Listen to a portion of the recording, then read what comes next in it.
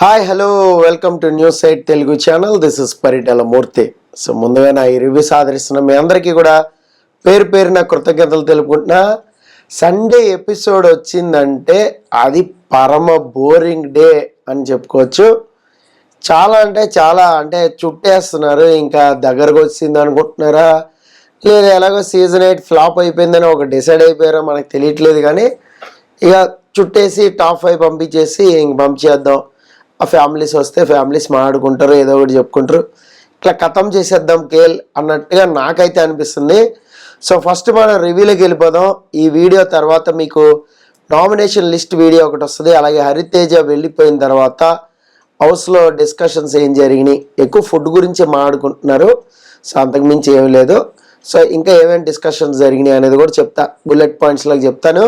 So అలాగే నామినేషన్స్లో Nikhil versus tasty Teja గట్టి war అయినట్లుగా మనకి ప్రోమో చూస్తే తెలుస్తుంది. మరి నామినేషన్లు ఎవరెవరు ఉన్నారు, ఏంటి ఆ కథ ఏంటి, ఎవరెవరు గొడవ పడ్డారు అనేది మనం డీటెయిల్గా డిస్కస్ చేసుకుందాం.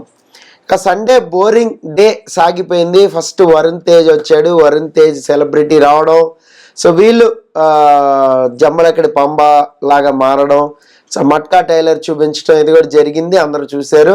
సో ఇందులో నాకు బాగా కొంచెం గెటప్లో నచ్చిందంటే మగరాయుడు వేషాలు వేసిన అమ్మాయిలే బాగున్నారు. సో అమ్మాయిల వేషాలు వేసిన అబ్బాయిలు అబ్బా చూడలేకపోయాం అనమాట. అసలు ఆ పృథ్వీని అయితే అసలు చూడలేకపోయాం. గెటప్ వేయలేదా అనిపించింది మధ్యలో. ఆయన షేవ్ చేసుకోడు, ఆయన ఎందుకు వచ్చాడో తెలీదు బిగ్ బాస్ హౌస్కి. సో ఎంటర్టైన్మెంట్లో చాలా పూర్ ఎంటర్టైన్మెంట్ టాస్క్లో కనీసం వేరే వాళ్ళు ఎంటర్టైన్ చేస్తున్నా పార్టిసిపేట్ చేసి ఒక యాక్షన్ స్కిట్ కూడా చేయలేడు. సో ఓన్లీ ఫిజికల్ టాస్క్ ఏదైనా ఉంటే ఆడితే అది కూడా సో మొన్న బిస్కెట్ అయిపోయింది చూసాం కదా. సో నబిల్గా ప్రామిస్ చేశాడు, మళ్ళా దాన్ని బ్రేక్ చేసుకుంది ఆయనే. ఇక యష్మి ఇంకా ప్రేరణ విష్ణుప్రియ వీళ్ళ గెటప్స్ అయితే కొంచెం మగరాయిళ్ళకి బాగా సెట్ అయినాయి. అలా హరితేజ్ అది కూడా బాగా సెట్ అయింది. ఇక లేడీ గెటప్లు అయితే నాకైతే ఎవరు నచ్చలేదబ్బా. ఆ కొద్దో గొప్ప గౌతమ్ కాస్త క్యూట్గా ఉన్నాడు, అది కూడా షేవింగ్ చేసాడేమో నీట్గా చాలా అందంగా కనిపించాడు. సేది నెక్స్ట్ తన గెటప్ వచ్చిన తర్వాత చాలా అంటే చాలా క్యూట్గా అనిపించాడు, ఒక యంగ్ లుక్ వచ్చింది ఒక్కసారిగా. సో మిగతా ఎవరికి కూడా గెటప్లు సెట్ కాలేదు. మామూలుగా ఈ గెటప్ వేసుకుని క్యారీ చేయాలంటేనే కష్టం, అందులోని డ్యాన్స్ చేయాలంటే అసలు అది చాలా కష్టం. అయినా కూడా చాలా సిన్సియర్గానే ఎఫర్ట్ చేశారు. సో అందరూ ఫన్గానే ఆడారు. నెక్స్ట్ ట్యాగ్లు అనేది వచ్చింది. అది కూడా పెద్దగా ఏమీ సీరియస్గా ఆడలే, చూడండి ఫన్నీ వేలోనే ఇచ్చుకుంటూ పోయారు. సెల్ఫిష్ అని సో గౌతమ్కి ఇవ్వడం, ఇరిటేటింగ్ అని, ఇట్లా వాట్ ఎవర్ ట్యాగ్లు ఏదైతున్నాయో ఫన్ మోడ్లోనే వెళ్ళిపోయింది ఎక్కువగా. సీరియస్ నోట్లో ఎవరు కూడా అంత పెద్దగా ఇచ్చిన టైం అనిపించలే. ఈవెన్ నబిల్ది కూడా సో నిఖిల్ గేసాడు, మళ్ళీ తర్వాత చేంజ్ చేసుకుని వేరే వాళ్ళకి ఇచ్చాడు. అది అంటే ఫన్లోకి వెళ్ళిపోయింది. పెద్ద సీరియస్గా కంప్లైంట్లు ఇస్తూ ఎవ్వరు కూడా ఏమీ చేయలే. ఒకవేళ ఇచ్చుంటే మాత్రం అది నామినేషన్కి బాగా వర్కౌట్ అయ్యేది, నామినేషన్స్లో ఉండుండేదేమో మేబీ.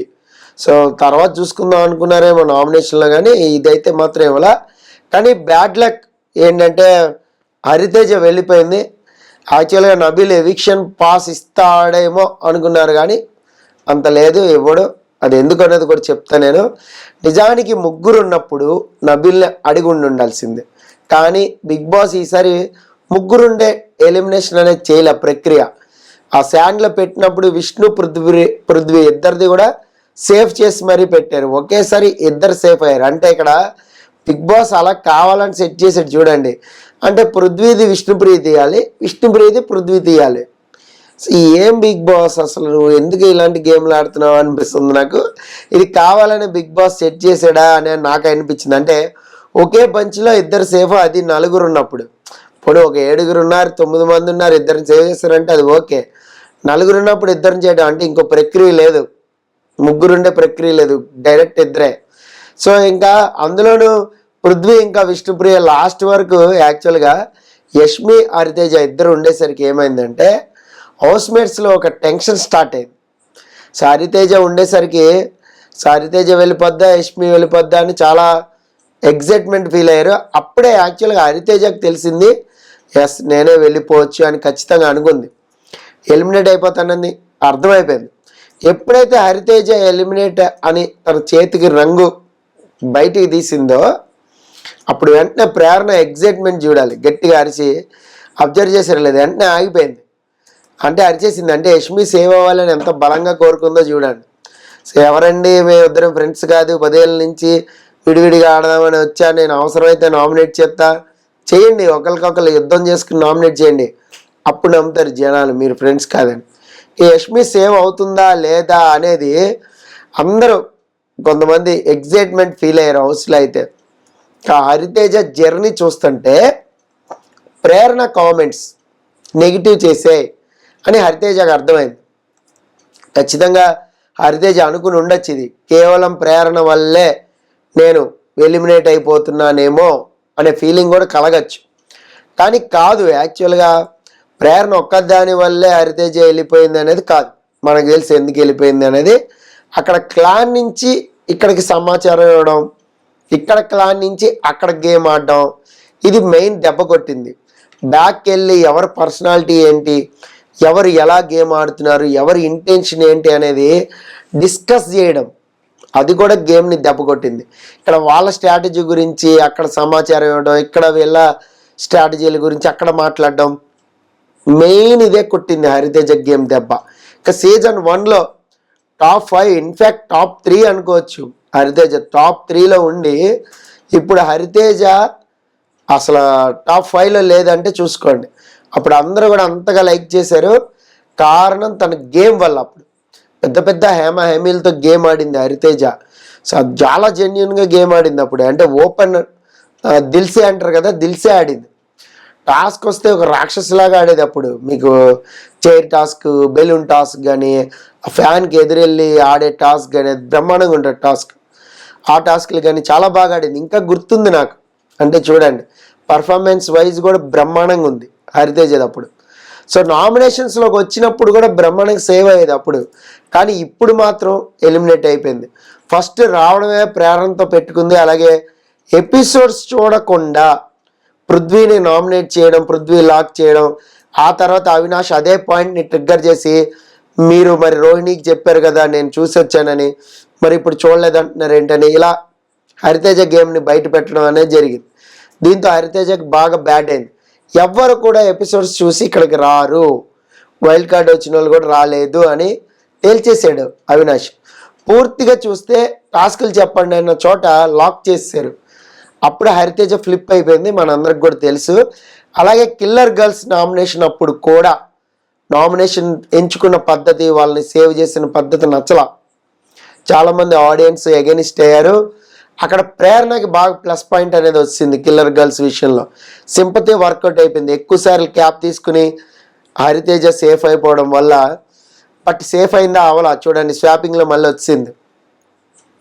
దీంతో హరితేజ గేమ్ అనేది సో బయట పడిపోయింది అనమాట. అక్కడ తను గేమ్ చేంజర్ అయ్యే అవకాశం ఉన్నా కూడా తీసుకోలేకపోయింది, సద్వినియోగం చేసుకోలేదంటారు కదా, అది జరిగింది. ఇక క్లాన్ వైజ్ ఆడేటప్పుడైతే అంతగా అడ్వాంటేజ్ అనేది తీసుకోలేకపోయింది హరితేజ. ఒక బ్లూ టీమ్ ఎప్పుడైతే జెర్సీ వేసిందో ముంబై ఇండియన్స్ లాగా, అప్పటి నుంచి కొద్ది గొప్ప గేమ్ ఆడే అవకాశం అనేది వచ్చింది హరితేజకి. కానీ అప్పటికే లేట్ అయిపోయింది, డ్యామేజ్ జరిగిపోయింది. సో ఒక్కొక్కరు ఎలా గేమ్ ఆడుతున్నారు, హరితేజ గేమ్ ఎక్కడ దెబ్బ కొట్టిందో క్లియర్గా చెప్తాను వినండి. ఏంటంటే ఎలా గేమ్ ఆడుతున్నారు వాళ్ళు, ఎవరెవరు ఎక్కడెక్కడ వర్కౌట్ చేస్తున్నారు స్ట్రాటజీలు, సో ఎవరి పర్సనాలిటీ ఏంటి, ఎవరు ఎలా స్ట్రాటజీలు వాడుతున్నారు అనేది వాళ్ళ అసలు రంగు అంటారు కదా, అది బయట పెట్టాలని ఈమె గేమ్ ఆడింది.